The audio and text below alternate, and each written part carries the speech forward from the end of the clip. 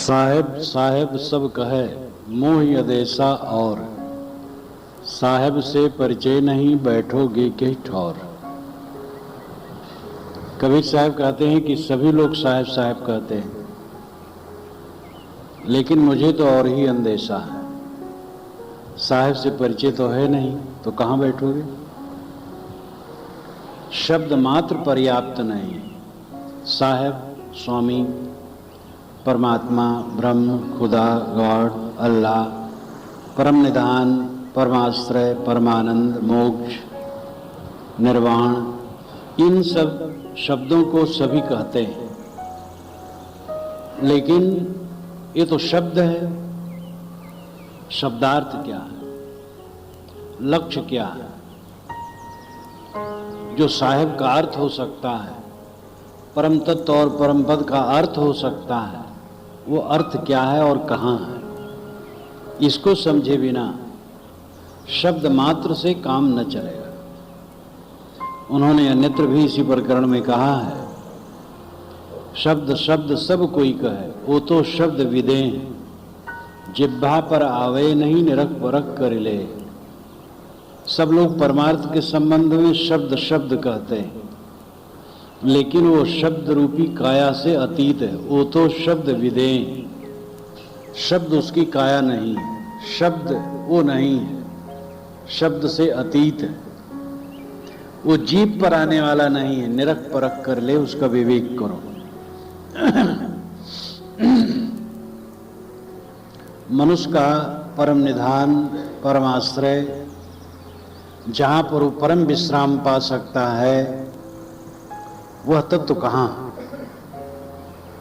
वह तत्व साहब बाहर नहीं बताते हैं। और हम अगर पुराने शास्त्रों को देखें तो उपनिषद के चिंतक भी बाहर नहीं बताते हैं, शास्त्रों के भी चिंतक बाहर नहीं बताते हैं, और उसकी छीट पुराणों महाकाव्यों में भी जगह जगह है। लेकिन शब्दों का ऐसा बोलबाला बढ़ गया है और कुछ ऐसे ढंग से बीच में कहा गया है, जिससे आदमी अपने तरफ न देख करके बाहर भागा जाता है। खुद को छोड़कर, सेल्फ को छोड़कर, स्व को छोड़कर वो बाहर परमात्मा खोजता है, और खोज करके जो मिलता है वो विषय होता है। इंद्रियों से जो प्राप्त होता है वो विषय होता है। प्राप्त करने के हमारे 5 साधन हैं, आंख, नाक, कान, जीभ, चाँद, और इससे हम जो प्राप्त करते वो विषय होते हैं। मन इन सब का संकल्प करता है, तो 5 ज्ञानेंद्रिय और मन के आयाम में जो कुछ है वो माया है। इसलिए जो इंद्रियों से प्राप्त हो और मन से मनन हो, वो साहेब नहीं है। उपनिषद कहते हैं, अशब्दम अगंधम अरूपम अस्पर्शम, शब्द रहित, गंध रहित, रूप रहित, स्पर्श रहित, रस रहित, यत् चक्षुषा न पश्यति येन चक्षुंस पश्यति तदेव ब्रह्मत्वं विद्धि यदमुपास्ते।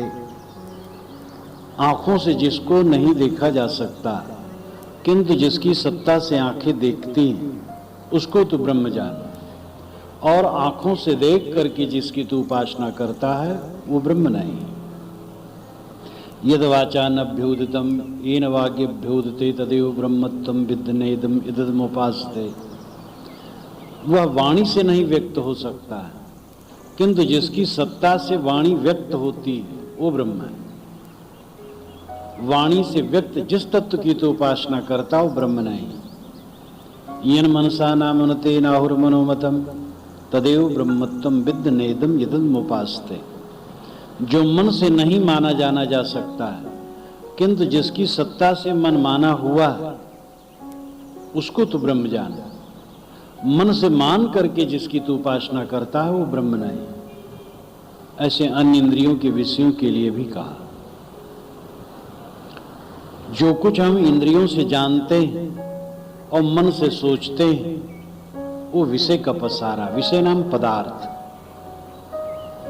लेकिन जो साहब है, स्वामी है, परमात्मा है, ब्रह्म है, राम है, परम तत्व है, वह ये सब नहीं है। वह तो आदमी का अस्तित्व जो खोज रहा है, उस खोजने वाले का ही अस्तित्व है। उसे अपने तरफ लौटना होगा, उसे पाना नहीं, क्योंकि वो बिछड़ा नहीं है, वो नित्य प्राप्त है। प्राप्त करना होगा तो इंद्रिय साधन बनेगी, और इंद्रिय साधन बनेगी तो विषय मिलेगा। जहां इंद्रियां विश्राम पा जाती हैं और मन विश्राम पा जाता है, वहां उस तत्व का उद्घाटन होता है। यदा पंचावतिष्ठन्ते ज्ञानानि मनसा सह बुद्धिश्चाना विचेष्टत तामाहु परमाम गतिम, ये कठ उपनिषद में कहा गया। यदा पंचावतिष्ठन्ते ज्ञानानि, ज्ञान की जो 5 इंद्रियां मनसा सह और मन के साथ, बुद्धिश्चा और बुद्धि भी न विचेष्टित, चंचल न हो, स्थिर हो, ताम आव परमाम गतिम, इसको कहते हैं परम गति। तो साहब कहते हैं कि साहब साहब सब कहें मोह देशा, और सब लोग साहब, स्वामी, परमात्मा रात दिन कहते हैं। मुझे तो अंदेशा है कि ये शब्द कह रहे हैं, वस्तु बोध नहीं है, बाहर भागे जा रहे हैं, बाहर खोज रहे हैं मेहनत करके, लेकिन बाहर खोजते खोजते केवल विषय पदार्थ मिलेंगे। यहाँ हो चाहे द्वारिका नाथ में जाए, द्वारिकापुरी में, चाहे बद्रीनाथ जाए, चाहे जगन्नाथ जाए, चाहे और कहीं जाए, सब जगह मकान मिलेंगे, दुकानें मिलेंगी, मनुष्य मिलेंगे, पानी मिलेगा, पहाड़ मिलेगा, पेड़ मिलेंगे, पशु पक्षी मिलेंगे। जो यहाँ है वही वहाँ है, थोड़ा कम बेस। जिसको हम खोजने जाते हैं वो वहाँ नहीं, वह जहाँ व्यक्ति है वहीं है, और उसे अंतर्मुख होना होगा। सत्य तत्व से देश और काल की दूरी नहीं है। देश काल की जिससे दूरी हो वो परमार्थ नहीं। परमार्थ वह है जिससे देश काल की दूरी न हो, इसी देश में और इसी काल में हो। इसी देश का मतलब है जहां हम हैं वहीं, और जिस काल में हम हैं वहीं। आज समापन दिवस में सुबह मैंने कहा था कि भाई 7 दिन का जो ध्यान चला, तो इस ध्यान का अति देश और अति काल हो जाना चाहिए। जैसे इस देश में हम हैं, सत्संग कक्ष में, ध्यान कक्ष में, ये देश है, लेकिन यहाँ से उठे जीना पर गए, दूसरा देश हो गया, सड़क में गए, दूसरा देश हो गया। वहाँ भी ये ध्यान बना रहे, वहाँ भी मन पर कंट्रोल और जागरूकता बनी रहे, और यहाँ से उठे दूसरा काल आया, वहाँ भी बना रहे। तो हमारे ध्यान का अति देश और अति काल हो जाना चाहिए। सभी देश और काल में ध्यान बना रहे। जो निर्विकल्प ध्यान है वो विवेक के रूप में ढल करके उसका अति देश और अति काल हो जाए, सब समय हम विवेक में जागृत हो। इसी प्रकार जो परमार्थ है, परम तत्व है, परमात्मा है, वह किसी जगह और किसी काल की चीज नहीं है। वह किसी देश काल में बांधा नहीं जा सकता है, इसलिए उसको खोजने की जरूरत नहीं है। वो तो आपका अस्तित्व बोध है। बाएं दाहिने तजो विकारा निज के हरिपद गहिया, बाएं दाहिने सब तरफ से विकार छोड़ दो और निज के हरिपद गहिया, निज आत्म तत्व ही हरि है, परमात्मा है। इस प्रकार अंतर्मुख हो। परांच खान वितरत स्वयंभू तस्मात् परांग पश्यतिनांतरात्मन। इंद्रियां बहिर्मुख खुली, इसलिए आदमी बाहर को देखता है। कश्चित धीरा प्रतिज्ञात्मान ऐक्षत, कोई विवेकवान पुरुष प्रत्यक आत्मन ऐक्षत, भीतर आत्मा को देखता है, अपने को देखता है। कैसे देखता है? आवृत चक्षु अमृतत्व इच्छन, अमृतत्व की इच्छा करके, परम शांत की इच्छा करके, इंद्रियों को समेटकर अंतर्मुख होकर के अंतर देखता है। अंतर देखने मतलब आत्मतुष्ट होता है, आत्मसंतुष्ट होता है। कबीर साहब ने जो बातें कही, इन बातों की चर्चा जगह जगह वेद शास्त्रों में है। कबीर साहब ने बारंबार ये कहा, जिसको खोजते हो वो तुम स्वयं, तुम्हारा अस्तित्व बोध है, तुम्हें खोजना नहीं, समझना है और रुकना। साहब साहब सब कहें, मोहि अदेसा, और साहब से परिचय नहीं, बैठोगे कहीं ठोर। बैठना नहीं, स्थित होना, विश्राम पाना। अब थोड़ा वैज्ञानिक आप विचार करें, अगर आप कुछ कल्पना करते हैं ईश्वर की, हाथ पैर वाले ईश्वर की या किसी प्रकार के ईश्वर की, तो मन चलता है, और जहां तक मन चलता वहां विश्राम कहाँ है। और जब मन लीन हो गया, तब मन जिस ईश्वर के लिए चल रहा था वो ईश्वर भी खो गया। तब क्या रहा? तब शांत। तो जहां मन की चाल बंद हो जाती है, मन का चलना बंद हो जाता है, वहां कुछ नहीं रहता है। मन का बनाया एक ईश्वर है और एक वास्तविक ईश्वर है। मन का बनाया ईश्वर मन की चाल तक रहता है, और सगुण उपासना का यही महत्व है। मन नहीं ठहरता है तो मन के बनाए ईश्वर में ठहराओ। मन से जैसी कल्पना आपने ईश्वर की कर ली है उसमें मन को ठहराओ। लेकिन जब मन उन्मन हो जाएगा तब मन का ईश्वर भी नहीं रह जाएगा, तब असली ईश्वर रहेगा आत्म सत्ता, और विश्राम उसी में होने वाला है। बैठोगे कहीं ठौर, कहां बैठोगे, किस जगह बैठोगे? बैठने का मतलब स्थित होना, विश्राम पाना। विश्राम सदैव स्व में होता है, पर में नहीं होता। पर की चीज तो मिलती और छुटती, विश्राम स्व में होता है। हम रास्ते चलते चलते थक जाएं तो कोई दयाल पुरुष कह सकता है हमारे कमरे में थोड़ा विश्राम कर लीजिए, थोड़ा विश्राम हो गया। पूर्ण विश्राम नहीं, पूर्ण विश्राम जब अपने कमरे में आएंगे तभी हो। वही अपना कमरा स्वाभाविक है, दूसरे कमरा तो थोड़ा उधारी का है। तो बाहर मन के बनाए ईश्वर में हमें क्षणिक विश्राम मिलेगा, और जब मन विश्राम पा जाएगा, मन ही विश्राम पा गया, मन रुक गया, मन स्थिर हो गया, तो मन का ईश्वर खो गया। तब असली ईश्वर उद्घाटित हुआ, जो मन का बनाया नहीं, जो नित्य सत्ता, शुद्ध चैतन्य ज्ञान स्वरूप सबके अंदर में विद्यमान है। तो आत्म अनुभूत जिसे कहते हैं, आत्मस्थित जिसे कहते हैं, सहज समाधि जिसे कहते हैं, वो मन की उन्मूलन दशा को प्राप्त होने पर होती है। इसमें कोई झगड़ा नहीं है, न समझने झगड़ा है। नहीं समझते हैं तो एक दूसरे झगड़ने लगते हैं। पहले मन को ठहराने के लिए मन से बना ईश्वर की जरूरत है, और मन से ईश्वर अलग अलग सबका बना हुआ है। हमारे मत का ईश्वर, हमारे मत का ईश्वर, हमारे मत का ईश्वर। किसी का ईश्वर बंसी बजाता है और किसी की ईश्वर धनुर्धारी, वो बंसी नहीं बजाता है। और किसी की ईश्वर जटा पर गंगा लहरी रखता है, तो किसी का ईश्वर सातवें तपक पर है, तो किसी का स्वर्ग में है, किसी का साकेत में है, किसी गोलोक में है, और किसी कहीं है। तो ये मन के बनाए सब ईश्वर हैं, और सगुण उपासना में इन सब की आवश्यकता है। जो जहां जैसा मानता हो उसमें मन ठहराए। आप गंगा लहरी वाले शिव में मन ठहराए। मैं भी शिव जी में खूब ठहराया हूं। पहले जब कबीर साहब विचार मिला तब लगा कि शिव जी मिल गए, क्योंकि शिव प्रपंचोपशम शांतम शिवम अद्वैतम चतुर्थम मन्यन्ते स आत्मा सविज्ञेया। जब प्रपंच का उपशमन होता है तब शिव तत्व का उद्घाटन होता है। कल्याण ही शिव दशा है। मन की निर्मलता और निर्भयता शिव दशा है। काम जो करने का है वो मोह छोड़ना है। जो हमने बटोर रखा है उसमें बड़ी ममता है। कुछ मनुष्यों को बटोर लिया है और कुछ कूड़ा कबाड़ बटोर लिया है। लकड़ी कंडा, लोहा लक्कड़, कागज के टुकड़े और कुछ, इनमें जो हमारी ममता है यही हमें निर्भय नहीं होने देती। और इसको समझना चाहिए तो है ही, चल रहा है, शरीर कूड़ा है और उस कूड़ा के लिए कुछ और कूड़ा है, ये चल रहा है सब कूड़ा।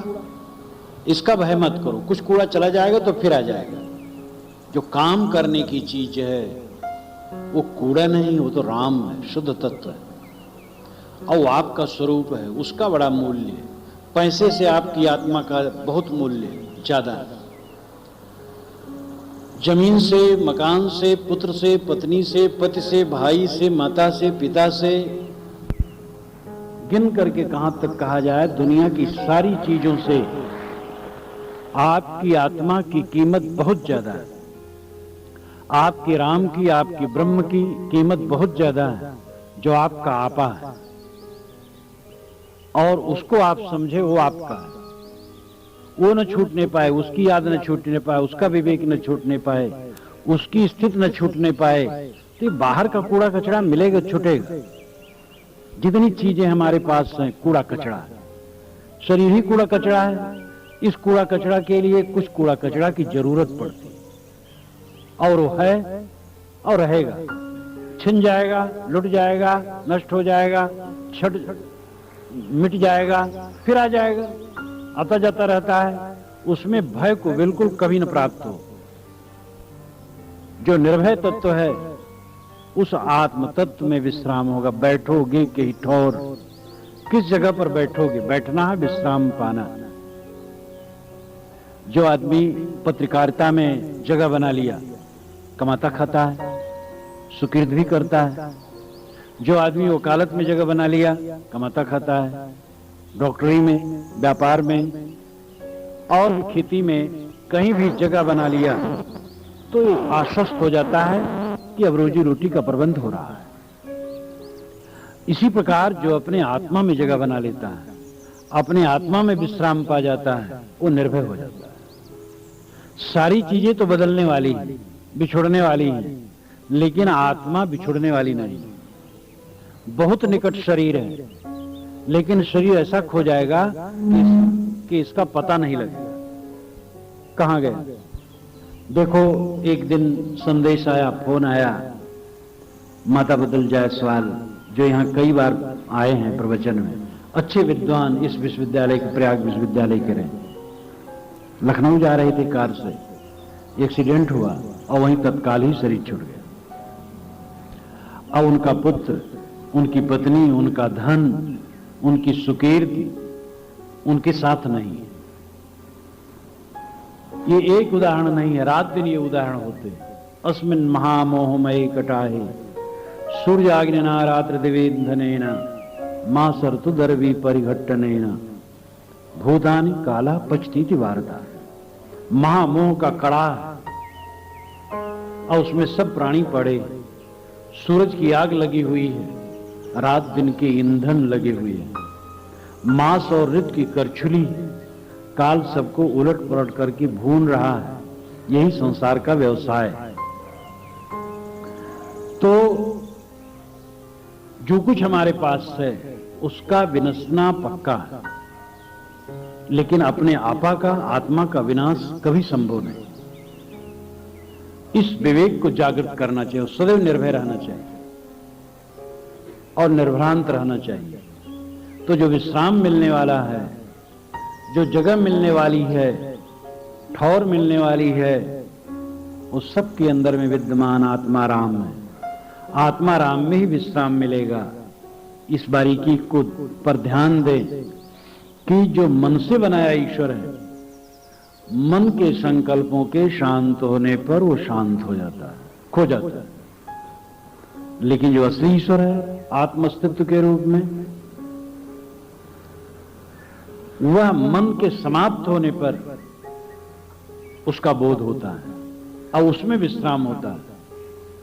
उस असली परमात्मा से, जो आत्मा स्वरूप सबके अंदर में है, उससे किसी का वियोग होने वाला नहीं।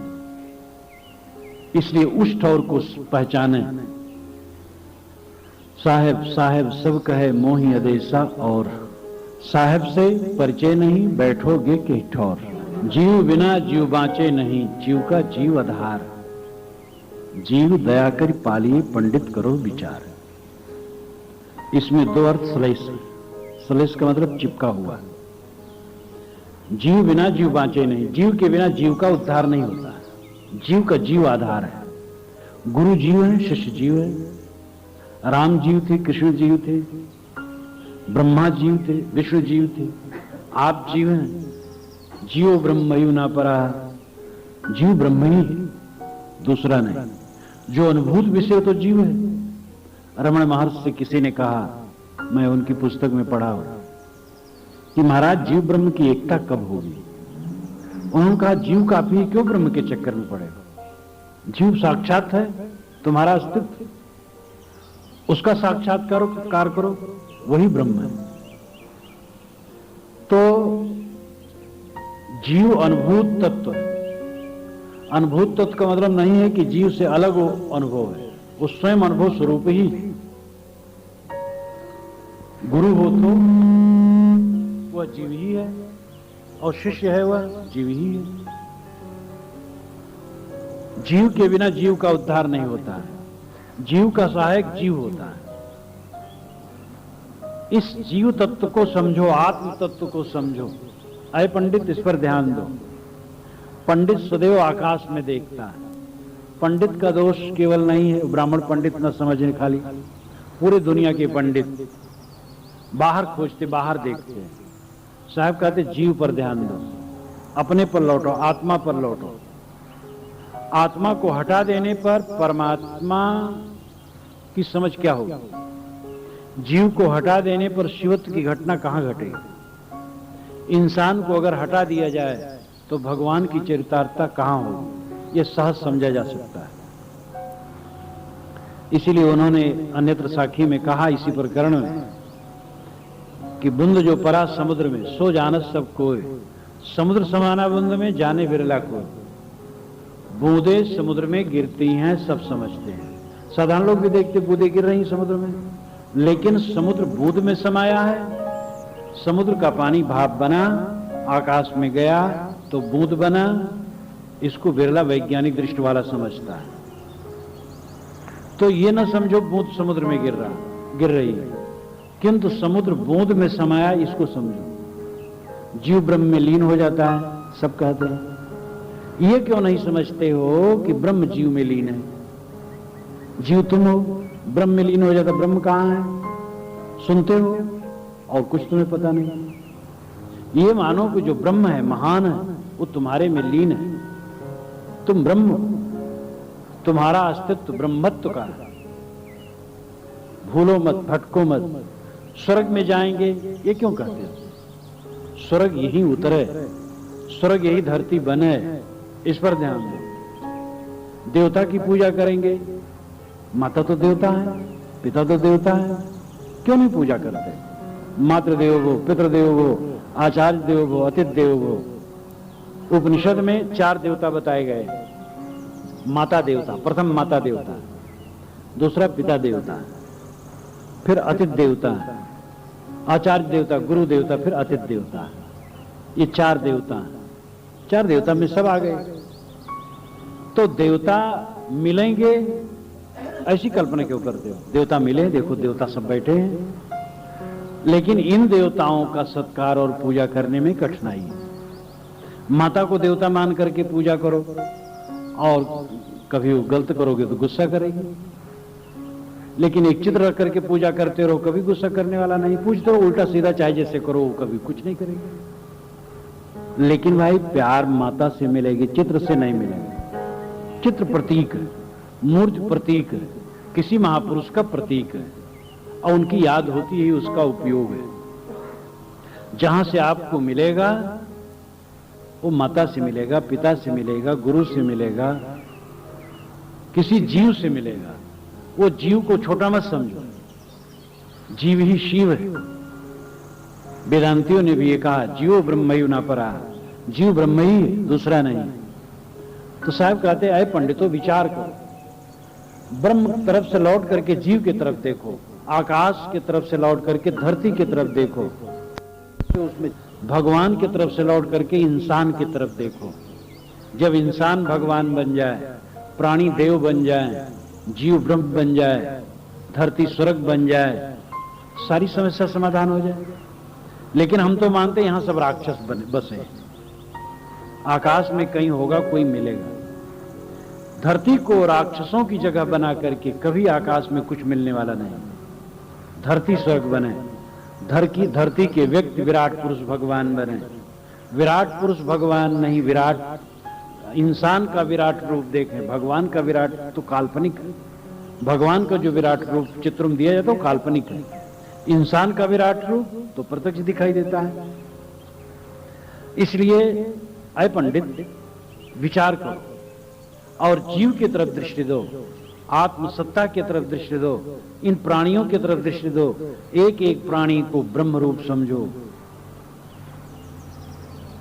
प्राणी में वह तत्व है जिसको खोजना चाहते हो।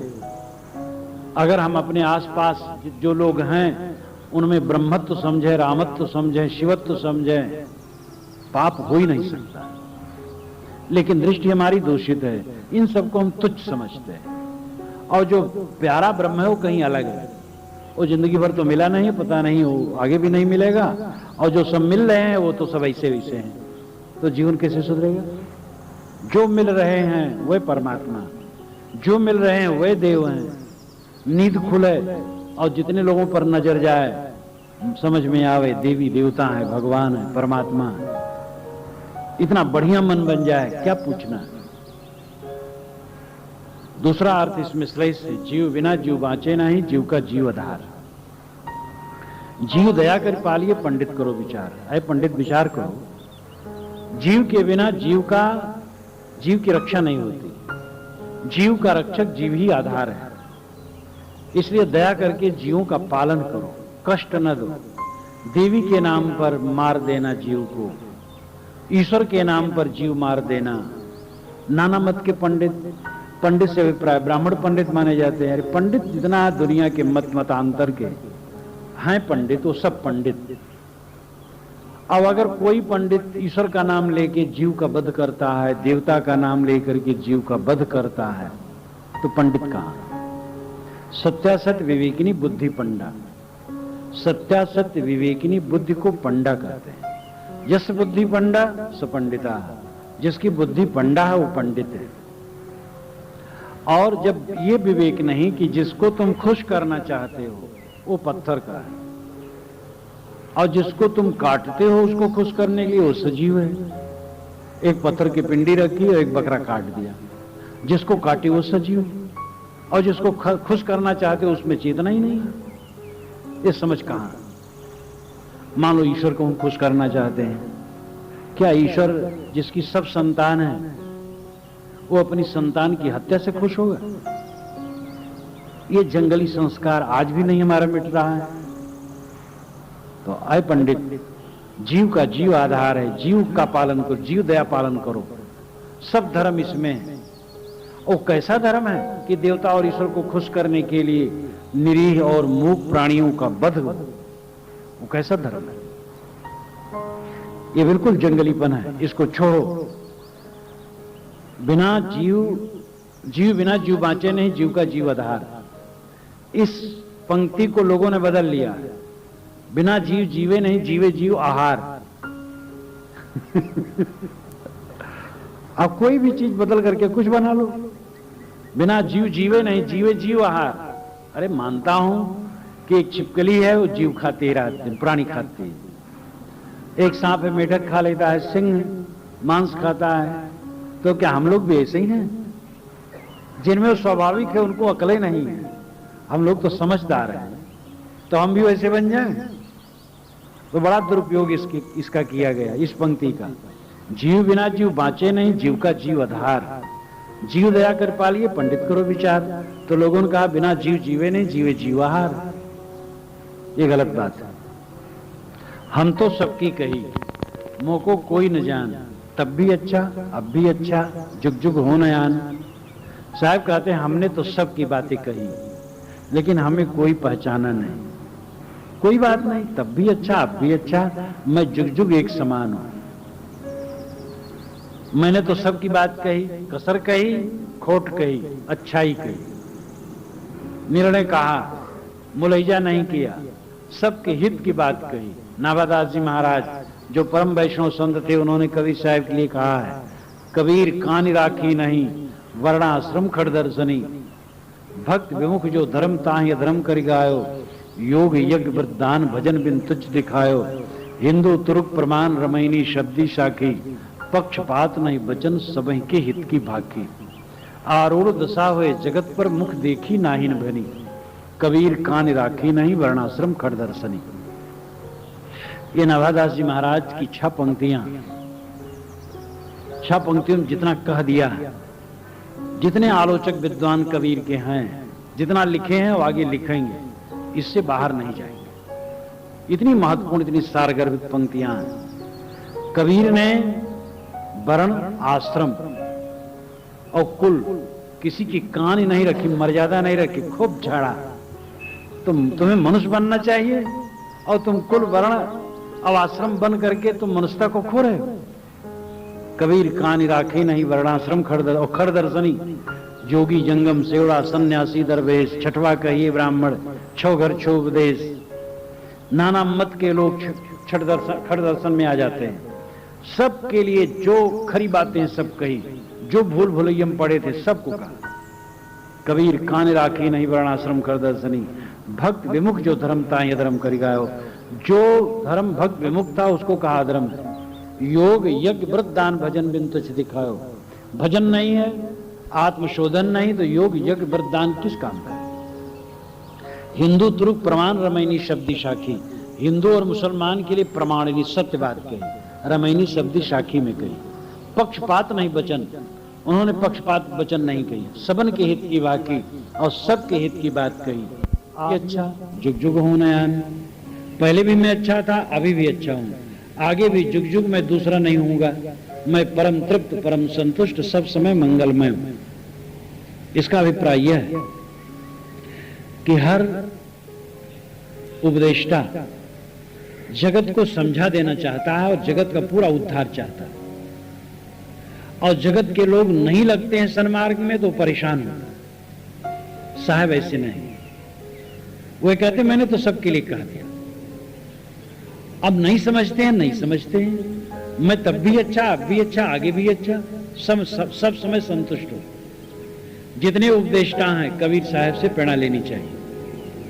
कबीर साहब लोगों के सुधारने के लिए बेताब भी थे, लेकिन वैसा बेताब नहीं थे कि अंदर में असंतुष्ट हो।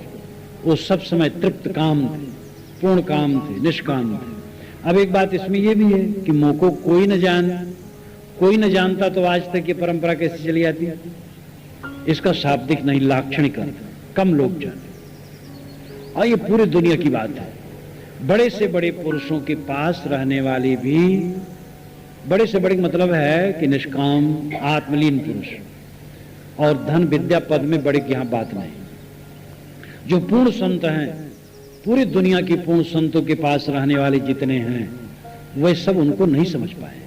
रहने वाले, रात दिन सेवा करने वाले, सब नहीं समझ पाए। बिरला बिरला कोई समझता है। बाकी सन्मार्ग में उनके दिखाए रास्ते पर चलते हैं, पूरा समझता कोई बिरला है।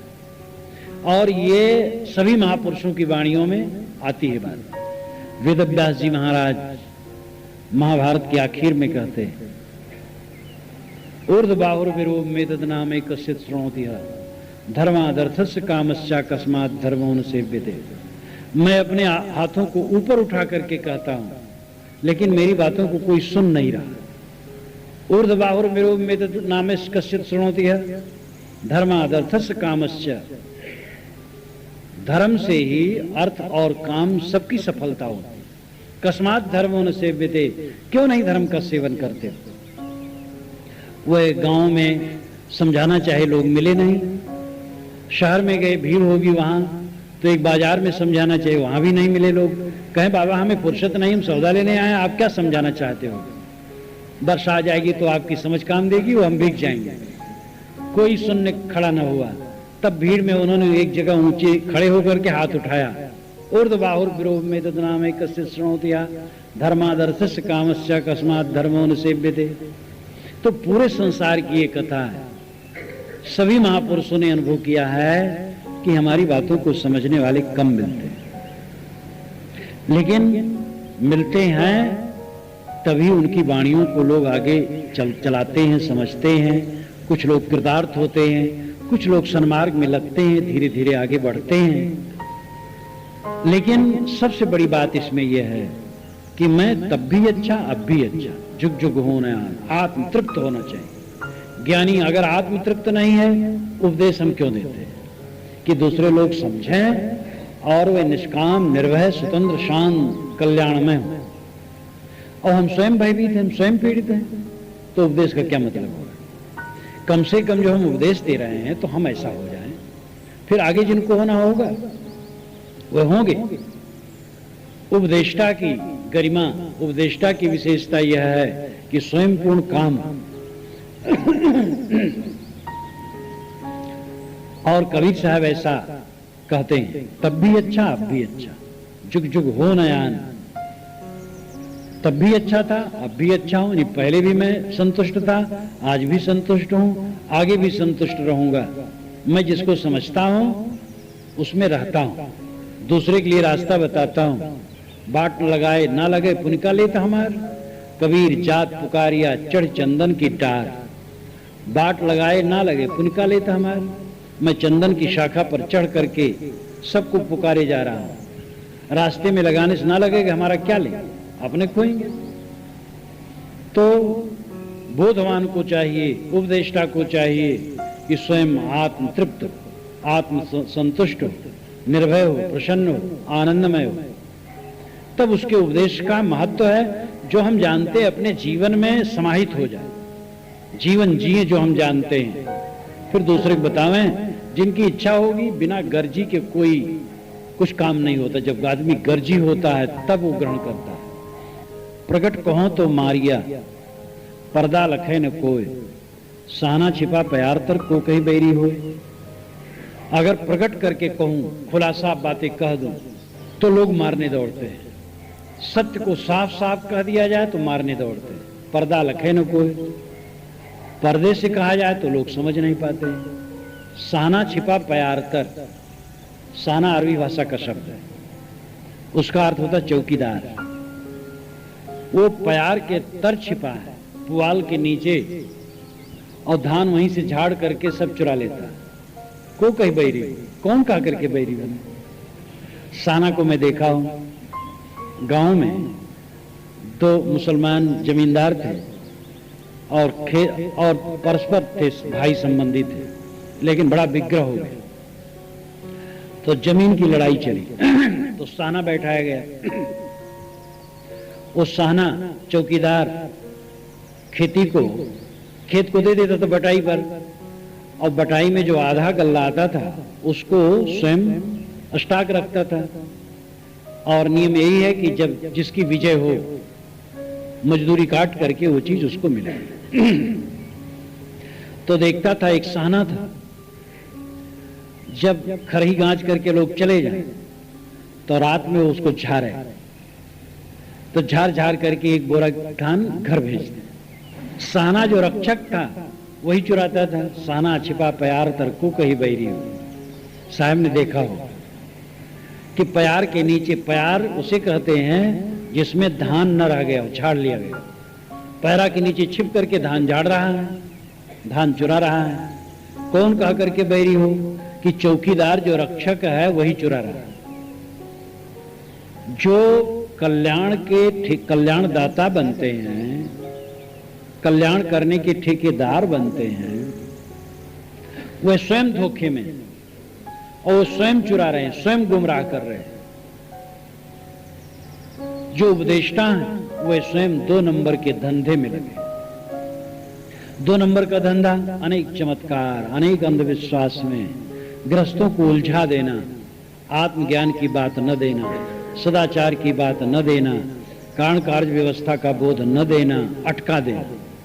छल्ला पहनो तुम्हें शांति मिल जाएगी, ये पूजा करो तुम्हें लड़का पैदा हो जाएगा, ऐसी पूजा करवा लो मुकदमे में विजय हो जाएगा, ये मंत्र जप लो मोक्ष हो जाएगा। आचरण सुधारना नहीं। जब गुरु लोग ही, जो चौकीदार है, रक्षक है, वही ऐसा धोखा दे रहे हैं, कैसे समाज का कल्याण होगा? चमत्कार फैलाने वाले, अंधविश्वास फैलाने वाले, धोखा में समाज को रखने वाले लोग, ये साना, ये चौकीदार है, रक्षक है, और यही प्यार के तर छिप करके धान झाड़ रहे हैं। प्यार वाणी है। वाणी के आधार में अपनी बातें, हर प्रकार की वाणी होती है। ऐसी भी वाणी है कि भोग जोग दोनों से कल्याण है। चाहे जैसे कर्म करो, एक बार अमुक नाम ले लेने से जितना पाप कटता है, जिंदगी में उतना पाप कर नहीं सकते। ऐसा भी लिखा है। ऐसा भी लिखा है कि अमुक नदी के इतने योजन दूर तक जो कोई बसता है सबका मोक्ष है। और बड़े बड़े ग्रंथों में लिखा है, उच्च भाषा में लिखा है। तो लिखा तो बहुत है, विवेक करने की जरूरत है। सन की ढंग से बहुत बातें लिखी गई हैं और सार बातें बहुत हैं। नीर छीर का विवेक करना होगा। वेद के ऋषि ने ही हमें निर्देश दे दिया था, शक्ति में तितुना पुनंतो यत्र धीरा मनसा वाचम कृत अत्रा सखाया सख्यान जानते भद्रई श्याम लक्ष्मीर नेतादिवाच। जैसे चलनी से सत्तू छाना जाता है, तैसे मन से विवेक से वाणी को छानो। कबीर साहब ने कहा, सार सार को गह रहे थोथा दे उड़ाए, साधु वैसा चाहिए जैसा सूप सुबाए। तो निर्णयी बनो, विवेकी बनो। अब जो ठेकेदार हैं कल्याण के, वही धोखा दे रहे हैं, वही अंधविश्वास फंसा रहे हैं, वही टोना टोटका जादू मंत्र में फंसा रहे हैं, वही निर्णय का बोध नहीं दे रहे हैं, सच्चाई का बोध नहीं दे रहे हैं। तो को कहीं बैरी हो, कौन कह करके बैरी हो कि भैया जिन पर तुम विश्वास करते हो वहीं से धोखा है। इसलिए जब तक ना देखे निज नैना, तब तक न माने गुरु के बैना। जब तक विवेक नेत्रों से न देख ले, गुरु के वचन को भी न माने। गुरु कहे उसको सुने और सोचे विचारे। सच लगता है तो माने, नहीं सच लगता है तो पुनर्विचार करे, पूछे। मान लेने से कोई कल्याण नहीं, जानना जरूरी है। जाने तब माने। ये ठीक है कि बच्चा मान ले तब जाने, का माने कबूतर बच्चा मान ले। अब बीए में पढ़ता है तो भी मान ले तो ठीक नहीं, वो जाने तब माने। इसलिए कवि साहब बीजक में जहां जहां राम कहा, कई बार कहा है, राम नाम जाने बिना राम नाम निज जानिके। तो जानना बारंबार कहा, राम को जानो। मानते तो सब है, हिंदू से मुसलमान, कसाई से दयावान, सब राम राम कहते हैं। चोर भी जब नकब लगाता है तो भगवान बचाना हमें और सफल करना। तो राम तो सब कहते हैं, लेकिन राम समझना जरूरी है। देश विदेशे हों फिरा, मन ही भरा सुकाल, जाको खोजत हों फिरा, ताका परा दुकाल। देश विदेशे हों फिरा, हों नाम मैं देश और विदेश में घूमा। साहब घूमे बहुत थे। उनके भ्रमण का नक्शा यहाँ पर लगा हुआ है। एक ज्ञानी जी बनारस के, उन्होंने बना करके लगाया है और इसकी प्रतियां उन्होंने काफी निकाली हैं। अब इसमें कहां तक उसमें यथार्थ होगा, कहां काल्पनिक हो सकता है, इसके लिए बिल्कुल प्रामाणिकता कैसे की जाए। लेकिन जो अध्ययन है उसके आधार पर जो बनाया है, बहुत कुछ उसमें वैसा संभव है। भ्रमण उनका खूब विशाल था। और वो जमाने में जब केवल पैदल चलना था, न ट्रेन न बस। जगन्नाथपुरी में समुद्र के तट पर कबीर मंदिर बना है, उनकी कुबरी गढ़ी है। और श्रद्धा लोग लगा दिए हैं कि जगन्नाथ मंदिर को समुद्र काट देता था, गिरा देता था। साहब ने कुबरी गाड़ दी, डंडा गाड़ दिया, फिर तब से रुक गया सब। तो महापुरुषों के साथ तो सब लगा दिया जाता है। द्वारिका और अनेक क्षेत्रों में अरब जाने की बात उनकी है। तो साहब कहते, देश विदेश से हों फिरा, देश विदेश में मैं घूमा, मन ही भरा सुकाल, मन ही का सर्वत्र सुकाल देखा। अच्छा समय, मन मान्यता, मन का बकवास, मन का प्रपंच, मोह माया राग द्वेष कलह कल्पना, ये मन ही का सुकाल देखा, विवेक का सुकाल न देखा। लोग विचार से हो, सदाचारी चलें, सदाचारी होके चलें, विवेकवान बने, ऐसे कम भटकने वाले ज्यादा है। मन ही भरा सुकाल, जाको खोजत हों फिरा, ताका परा दुकाल। जिसको मैं खोजता घूम रहा हूं उसका दुकाल पड़ा हुआ है। सत्य के बोध को ग्रहण करने वाले बहुत मुश्किल है। रामायण अनुहरत से जग भयो भारत रूप, तुलसी सठ की को सुने कल कुचाल पर प्रीति।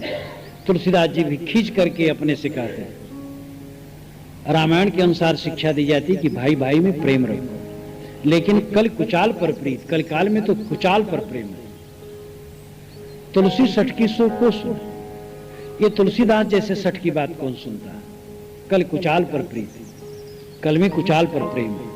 तो गोस्वामी जी अपने को सठ कह डालते हैं। जब देखते हैं कि कोई सुन नहीं रहा है तो अपने को गाली देने लगते हैं। पूरी दुनिया के महापुरुषों की बात ये आई है, सब ने खींचा कि कोई मिल नहीं रहा, सत्पात्र कम होते हैं, इसका अर्थ यही है। इसमें निराश होने की जरूरत नहीं है। अगर इन महापुरुषों के उपदेश लोग न सुनते, उनके विचारों का प्रवाह आज तक कैसे आता? और ये भी सच है कि उनके विचारों से बहुतों का हित हुआ है, हो रहा है, होगा। अर्थ है कि पूरी गहराई से समझने वाले कम लोग हुआ करते हैं। कल खोटा जग आंधरा, शब्द न माने कोय, जाहि कहो हित अपना सूठ बैरी होए। कल खोटा जग आंधरा, कल खोटा, कल कहते कलह को, कल का पहला अर्थ कलह, कष्ट, पाप। कलह, झगड़ा, पाप, ये खोटा, या आज का समय खोटा है, सहज कहा जा सकता है। जग आंधरा, जगत के लोग अंधे, विवेकहीन है। शब्द न माने कोई, निर्णय के शब्द लोग नहीं मानते, विवेक की बात नहीं मानते। जाय कहो हित अपना, जिसको उसके हित के लिए बात कही जाए, सो उठ बैरी होए, वो उठ करके बैरी हो जाता है। ये व्यवहार में भी रात दिन देखा जाता है। अपने बच्चों से, पत्नी से, पति से, भाई से, सगे संबंधियों से कई बार अच्छी बात कही जाती है और वे उल्टा हो जाते हैं। तो हित की बात जिससे कहो वो बैठ ठान लेते हैं। इसलिए विवेक से कहना सुनना भी ठीक है।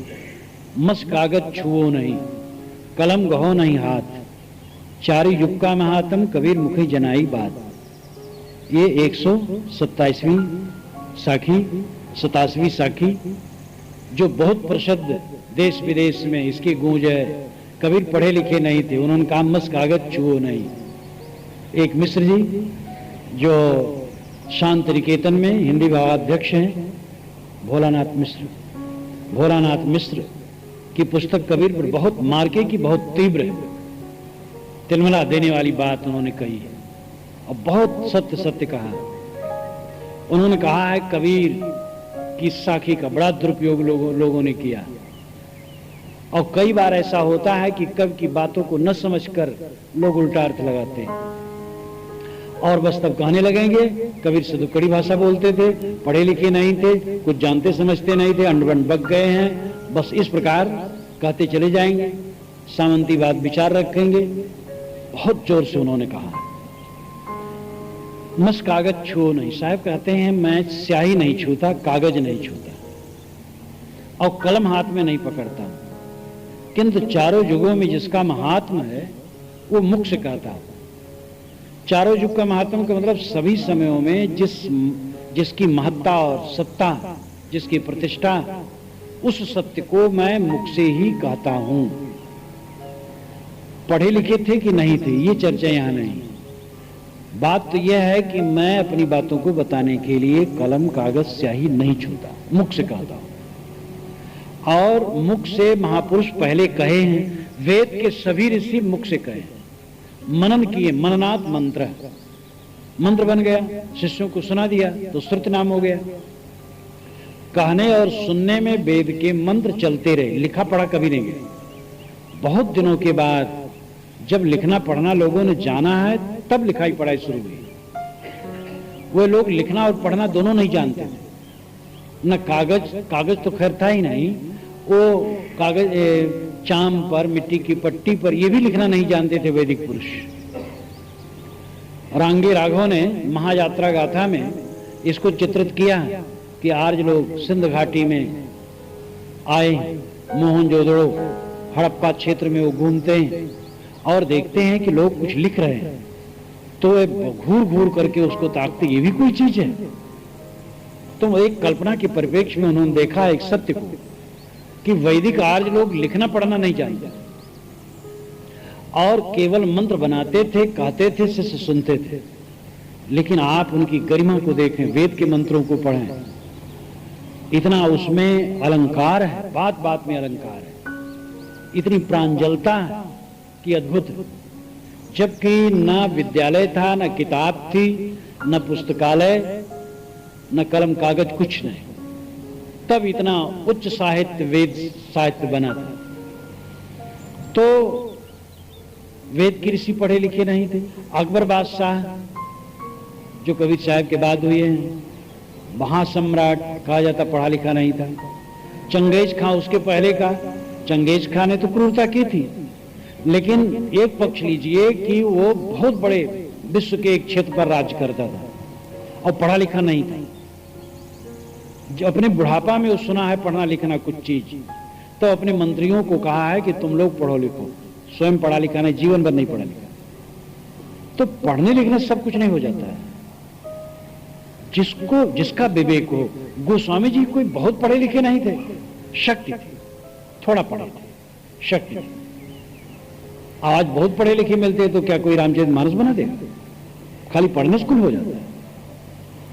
लेकिन कबीर साहब का बीजक पढ़ा जाए, जिनको शौक हो सब स्वयं देखें, बीजक की व्याख्या टीका सब यहां ले जाके देखें, पूरा पढ़ें, तो अपने आप पता लग जाएगा कि जो वेदों को न पढ़ाओ, शास्त्रों को न पढ़ाओ, उपनिषदों को न पढ़ाओ, महाकाव्यों को न पढ़ाओ, पुराणों को न पढ़ाओ, धर्मशास्त्रों को न पढ़ाओ, वो बीजक की हर पंक्ति का अर्थ नहीं लगा सकता। इन शास्त्रों का उद्धरण है बीजक में।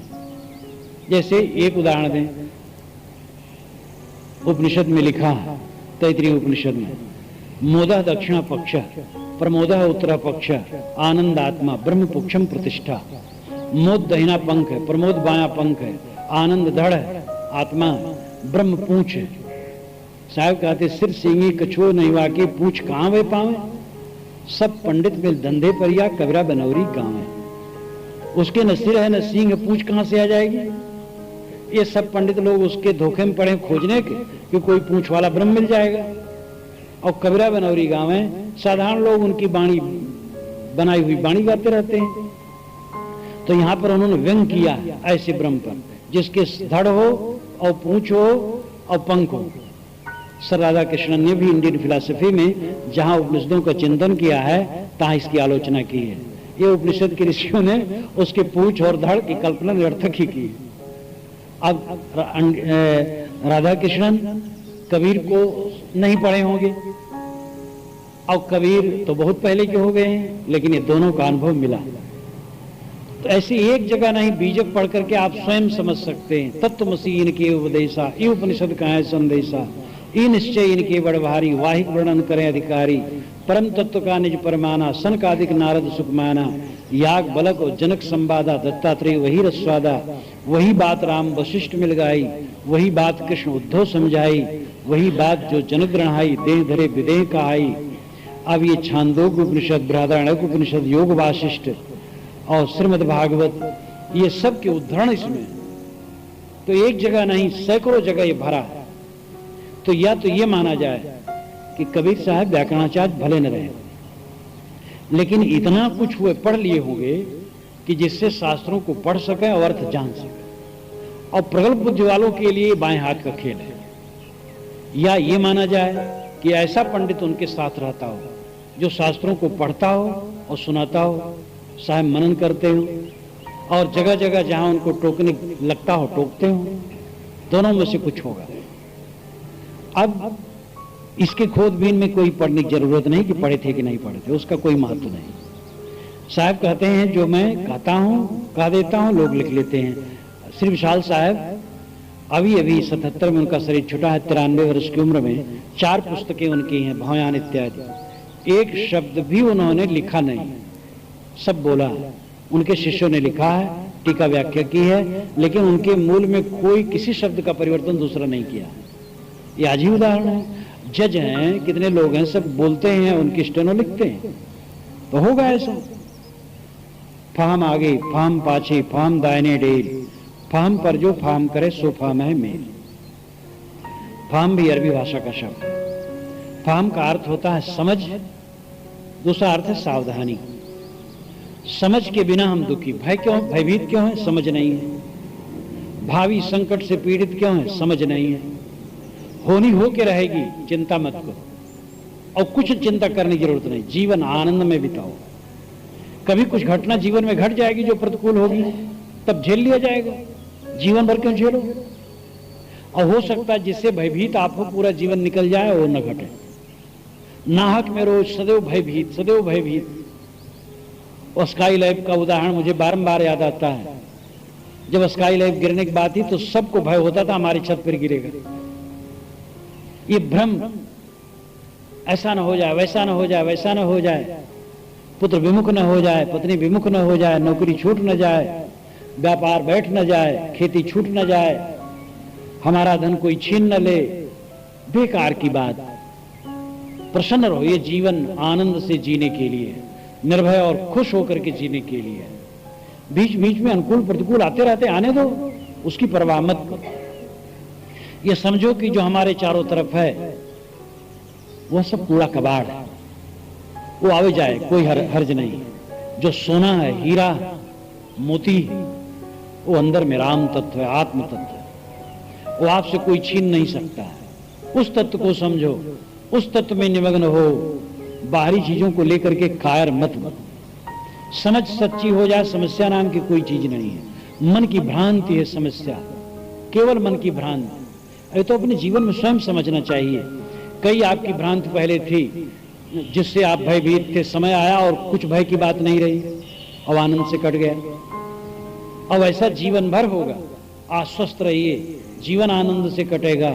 अच्छी समझ रखने की जरूरत है। भ्रांत समस्या है, अविवेक समस्या है, अज्ञान समस्या है, न समझना समस्या है। समझ जाए, समस्या नाम की कोई चीज नहीं। इसलिए समझ, फाहम आगे, आगे समझ रखो, फाहम पीछे, पीछे समझ रखो। फाहम दाहिने डेर, दाहिने डेर नाम बाएं, समझ रखो। फाहम पर जो फाहम करे सो फाहम है मेरी, समझ पर जो समझ रखो मेरी समझ। और इसका लाक्षणिक अर्थ है सावधानी। आगे सावधान, पीछे सावधान, दाएं सावधान, बाएं सावधान, सावधान सावधान। सावधानी ही साधना है। सावधानी हटी दुर्घटना घटी। ये रेलवे यार्ड में जो लिखा रहता है उसको हृदय यार्ड में हमें लिख लेना चाहिए। ज्यादा दुर्घटना तो सबके हृदय यार्ड में होती है। क्षण क्षण में, दम दम की कोई खबर न जाने, कोई कह न सके निर्वारा।